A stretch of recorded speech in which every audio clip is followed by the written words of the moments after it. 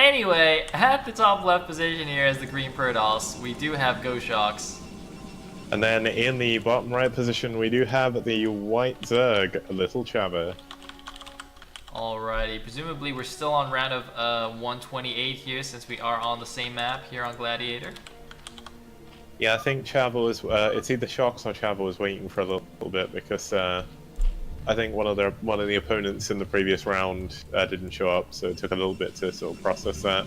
Okay, fair enough. The fact the admins are so busy with so many players, so thank you for being very patient with them. They're doing their best. Yes, indeed. There are an unbelievable number of players in this tournament. I mean, I was thinking, right? I was like, okay, how many players do I think are there going to be? All right, there's probably going to be like 64 players. I mean, that would be a solid turnout, right? And then I was thinking about how many rounds I should account for. You know, you got to have a backup. So you know, it's like NASA. You know, when you go into space, you have to have like 5 backups of everything just in case there's a failure. So like, all right, well, if I think there's gonna be 64 players, I mean, I could make like a round of 256 bracket and determine maps for that, and surely there's no way we're gonna get close to that, right? And I was like, maybe that doesn't make sense. Maybe I should just make it 128 and not be ridiculous. And we actually have a round of 256. We do. What it's is going crazy. I think the last time I checked before the tournament officially started, there was something like 175 players in the tournament. Wow. And both players actually scouting each other first, which is kind of crazy in a 4-player map. But the Overlord goes in the correct direction, goes towards that natural there. We'll see the pylon coming up, and I mean, Shox will see the 12 hatchery as well, so Yep. fairly normal. All looking good. No crazy cheese so far. This is actually really nice for GoShox to have scouted the 12 hatch early.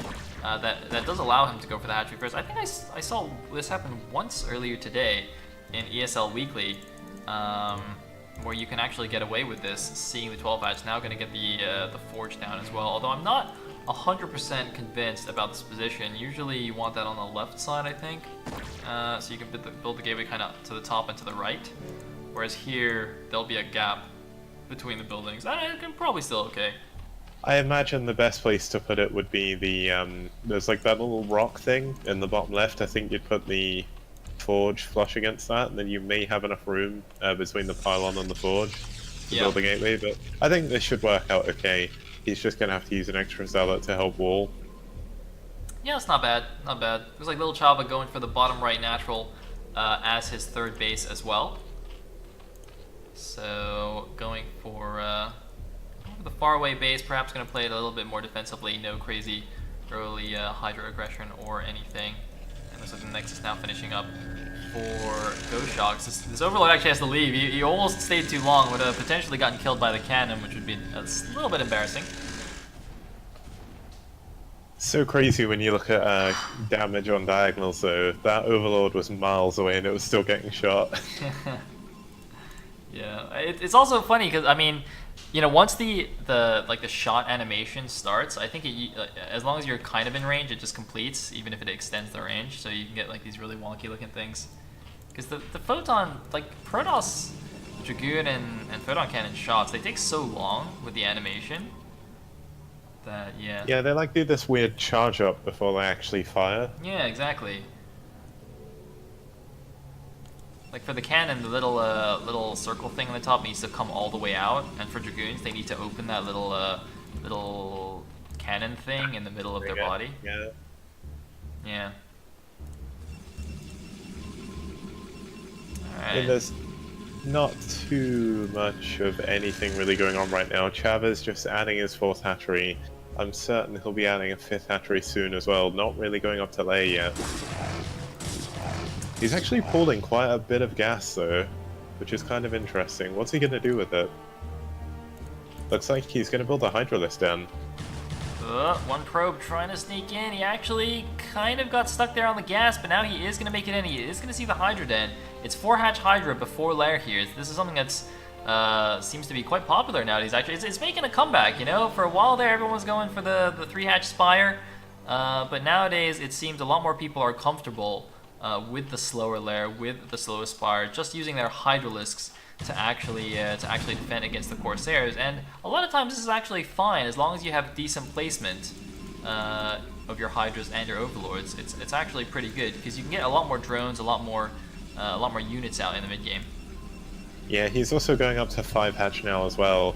And I mean, the one benefit you have with that as well is you can actually just go straight all in if you want to. He's actually going to add his lair. That off of 5 hatch Hydra, as long as you drone up enough, you can just pump Hydra until you die, or until the other person dies. It's less common, I guess, and it's not as powerful as a 3 hatch Hydra, but it is a little bit more economically focused, so... Yeah, for sure. And, oh man, wait, do you see this creep thing outside the Zerg's natural? It's all like... there's like holes in it. Yeah, heck? It's because it's a ramp, technically, so I don't think the creep really knows what to do. That is actually crazy. What? Alright. You don't normally see that either. I guess it's purely because he's got that sunken colony at the front and mixed with the hatchery. Probably made the creep spread a little bit further than it normally would do. It looks like the Corsair won't be able to get any overlords right now, at least. Although there is 2 undefended, so... Looks like Corsair is going to back off now. And looks like littlechava just gonna peace out on the side. Alrighty then. Let's see here. Templar Archives is on the way. Gonna have the first attack. Presumably speed and +1 will finish with this attack. All that good jazz. I think the no lair build though is pretty good against these early attacks with SimCity. Yeah, especially it allows you to build a lot more Sunkens a little bit earlier. And I mean, he's using his Evolution Chamber really nicely with the hatchery to create that Zealot type wall to save the Sunken. Yeah. So it should be able to hold off this early +1 Zealot leg attack. Yep. Although here he goes. We've got There's the not attack. actually that many Hydralisks. He's trying to draw the drones, but is it going to be enough? Oh man, he's closed on the first Sunken. There's 3 Zealots on the side. They can't quite get in there. They're actually bugging out there, and looks like he's trying to leave. Looks like not even finishing off the first Sunken colony. Losing all but 1 actually of the initial Zealots. The other 3 actually came to reinforce. More Hydras and Lings coming from the third, but easy hold there by littlechava. Although he's actually doesn't have that many drones. Not quite as many as I would have expected, at least at the third base. Yeah, it looks like he's been building units out of his bottom 2 hatcheries. He's built a few drones, they're not mining yet, but I think he's a little bit distracted. He's trying to move his units around, and he also needs to be very careful with this Corsair still being up. It's clever how GoShox isn't going overboard with Corsairs at the moment as well. He knows the Spire isn't up. As a matter of fact, we should really see that come up soon, I guess. Chava needs to be careful with GoShox taking the third base though. Yes, indeed. And the Spire goes up exactly as you say, Kix. So you are clearly the Zerg Master here. But we're seeing something very similar to what happened in the last game of Mana versus Tresha. Now, is littlechava, though, going to go for the drop? Actually, I guess it's not quite the same because littlechava took the far third, which means he can get this 4th base pretty much for free. I think he should just take it straight away. Because he saw the Nexus, right, with the Ling, so he should just take it. Yeah, there's no reason not to in this situation as well. He's got that Zealot type wall at the front with the Evolution Chamber and Hatchery, and he has 2 Sunkens and a Spore, so there's not really anything that can actually damage him right now in that position. Although we do have Templar out now, and they are slowly going to be able to gather a lot of energy, and I mean, after that last game, you can see how powerful Storm could be. Yes, indeed. Alright, looks like about 25 supply lead for GoShox coming down with his +1 Zealots and his Templar. You can see he's not scared of any kind of Mutasnipe yet because he knows that the lair was late. And here we go, Dragoons coming down as well to support, but Lurkers are already on the field. Looks like he got that Lurker research as soon as the lair finished and now got those Lurkers in position, but I did see a robotics finished. So there should be observers coming soon. Yeah, he has the observatory. Okay. I'm not sure if he's got an observer yet. It doesn't look like it. But he is going to have to be careful. Maybe he's not too sure that, well, maybe he didn't actually know that he had the lurkers. He didn't have any scout there at all. So he's going to have to fall back. And it's going to be really hard to push up these ramps as well. Yeah, the Oh wow, Chava's taken that mineral only. That's kind of ballsy. Oh, so he has. He's actually double expanding because he took the bottom right main as well, which would be the base I would expect him to take. It's interesting to go for this mineral only rather than just go for like a 3 o'clock base, but I guess, you know, since most of your army is kind of out here by the natural anyway, it's a pretty, you know, okay, I guess, base to take. And looks like the Protoss army now heading down towards the bottom right instead. Gonna have a few lurkers. We've got a race between the lurkers and the Protoss army trying to get back there in time. Oh my god, there's so many lurker eggs morphing there. If he gets a storm on those, that would be crazy. It looks like he's going to have to pull back.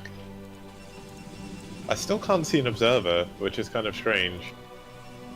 Yeah, one is just now coming out. Oh no, there's one with the army. Looks like it just went cross map through the middle. So there is now one with the army. GoShox with a big supply lead, but against a solid lurker defensive position, it's so hard to actually attack into this. Although he might catch a few eggs. He may catch these. Is he gonna storm it, or is he just gonna kill them as they pop? Oh, there's the cancel. Oh, there's not actually that much defense here. Most of the lurkers actually went down, and this Protoss army is going to be able to push straight in. Wait, there's lurkers in the back though, and he actually stormed his own zealots there as they were attacking the lurker, doing a lot of damage to them. A lot of overlords potentially could get killed here as well. And is he gonna break in though? GoShox with a huge supply advantage actually. Littlechava perhaps getting a too greedy in this game. There is the storm on the drones. A Scourge coming out, actually gonna snipe the observers. Yeah, he got both of them. But the lurkers aren't burrowing. Oh man, it's gonna be so close. I think littlechava might actually hold this. He's lost a lot of drones at the natural, but I think he's gonna hold. There's no more observers here at the natural. The lurker's doing maximum damage. There's no storm either. Oh, another there's observer. An Archon. There's an Archon by the main. Oh man. Where's the Archon getting there? Archon just morphing, I guess, inside littlechava's natural. Littlechava not investing in enough static defenses, and GG GoShox with the big attack, breaking through the Zerg defenses.